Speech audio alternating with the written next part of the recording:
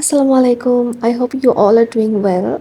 আজকে অনেক দিন পর একটা কেকের ডেকোরেশন টিউটোরিয়াল নিয়ে চলে আসলাম। আমি যেহেতু অনেক দিন ধরে কেকের ভিডিওস দিচ্ছি না, তো আজকে ভাবলাম যে একটু অ্যাক্টিভ হওয়া উচিত আমার পেজে। তো সিলেক্ট করতে গিয়ে ভাবলাম যে এটা দিয়েই শুরু করি, যেহেতু এই কেকটা আমার one of the most favourite একটা কেক। একটা সিম্পল কেক, বাট হচ্ছে কালার কন্ট্রাস্ট, দেন হচ্ছে দেখতে এতটা কিউট ছিল কেকটা। তো ভাবলাম যে কি এটা দিয়েই আমি আমার আজকের ভিডিও টিউটোরিয়ালটা দিই। তো কেকটা ছিল একটা 2 পাউন্ডের চকলেট স্পঞ্জ কেক। আর যেহেতু আমাদের পেজে স্পঞ্জ কেকগুলো সবসময় হুইপড ক্রিম ফ্রস্টিং করা থাকে, এটাও সেম ছিল। তো কেকটাকে আমি 3টা লেয়ারে স্লাইস করেছিলাম।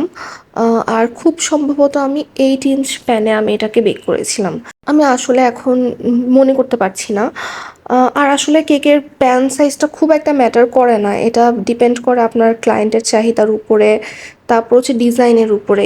আমার এই কেকটার রেফারেন্স যে পিকচারটা ছিল, এটা কিন্তু একটু ভালোই টল কেক ছিল, কিন্তু আমার কাস্টমার আমাকে বলেছিল ওদের ফ্ল্যাট কেক প্রয়োজন।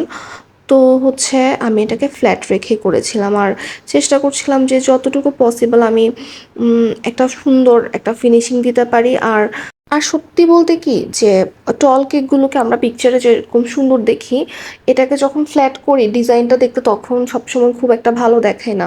তো আমার ফোকাসটা ছিল ওদিকে, যাতে আমি এটাকে ফ্ল্যাট রেখেও সুন্দর করে করতে পারি। তো এই তো আমার কেকটাকে অলরেডি আমি ক্রাম কোট করে ফেলেছি, আর প্রত্যেকটা লেয়ারে আমি ইউজ করেছিলাম সুগার সিরাপ। অ্যাকচুয়ালি আমি সুগার সিরাপ ইউজ করিনি, এটাতে আমি রেগুলার যে আমরা খাওয়ার পানিটা খাই, জাস্ট ওই পানিটা ইউজ করেছি। কারণ হচ্ছে আমি আমার টেস্ট বাডের ক্ষেত্রে যদি বলে থাকি, আমার অতিরিক্ত মিষ্টি পছন্দ না। তো যে দেখা যায় যে কি আমরা কেকের মধ্যেও চিনি দেই, ক্রিমেও চিনি থাকে। তো আমার কাছে মনে হয় যে কি ওই সুইটনেসটা আমার জন্য একটু বেশি হয়ে যায়। তো আমি বলতে গেলে একটা লম্বা সময় ধরে আমি আসলে এভাবে ইউজ করে আসছি। তবে হ্যাঁ, কিছু কিছু কেকে আমি সুগার সিরাপ ইউজ করে থাকি, তবে মোস্টলি হচ্ছে সাদা পানিটাই আমি ইউজ করি। তো হচ্ছে কি আমি আমার কেকের ডিজাইন অনুযায়ী উপরে একটা ইয়েলো কালারের হুইপ ক্রিম বেস রেডি করেছি। হ্যাঁ, তো এটা দিয়ে আমি যতটুকু পরিমাণ আমি পারি এটাকে ফিনিশিং দিচ্ছি। বাট সমস্যা হচ্ছিল কি, আজকের কেকটা বেক করার সময় আমার মোস্ট প্রবাবলি আমার ড্রাই ইনগ্রেডিয়েন্টস একটু কম পড়েছিল। তো কেকটা নিচের দিকে তো ঠিকঠাক মতোই বেক হয়, উপরের দিকে সামান্য পরিমাণে শ্রিঙ্ক করে। তো যেহেতু আমার একদম লোয়ার পার্টটাকে আমি কেকের উপরে দিয়েছি, তাই কেকের উপরে একটু সামান্য হালকা হালকা ক্রাম্বস দেখা যাচ্ছে। বাট ওটা আসলে খুব একটা বোঝা যাচ্ছিল না, যেহেতু হচ্ছে যে কি আমার আরও অনেক কাজ ছিল এর উপরে। তো কেকের ডিজাইন অনুযায়ী নিচে হচ্ছে একটা ব্রাউন একটা লেয়ার যাবে, এটা দিয়ে ব্রিক্স মানে ইট মেক করছিলাম আমি।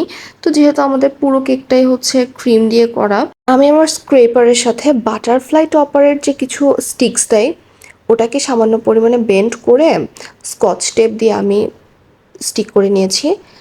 তারপর এটা যখন একটা ইকুয়াল একটা স্পেস রেডি হয়, আমি একদম হালকা হাতে জাস্ট একবার ঘুরিয়ে একটু দাগ কেটে নিই। এই কাজগুলো আসলে ফন্ডেন্টে করলে খুবই সুন্দর হয়, বাট যেহেতু আমাদেরকে এটা হুইপ ক্রিমে করতে হবে, আমার কাস্টমারের চাহিদা এটা, তাই হচ্ছে আমাদেরকে এভাবে কাজটা করলে কাজটা সুন্দর মতো করতে পারতাম।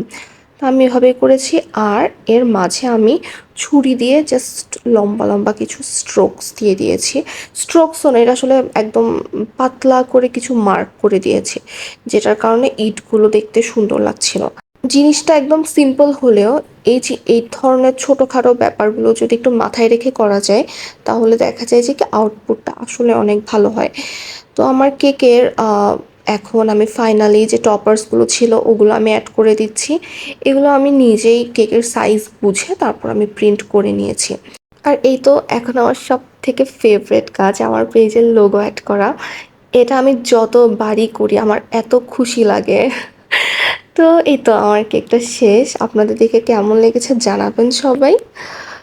আর হচ্ছে কারো যদি কোনো ধরনের কোয়ারিজ থাকে কমেন্টে জানাবেন। And thank you so much for watching. আল্লাহ হাফেজ।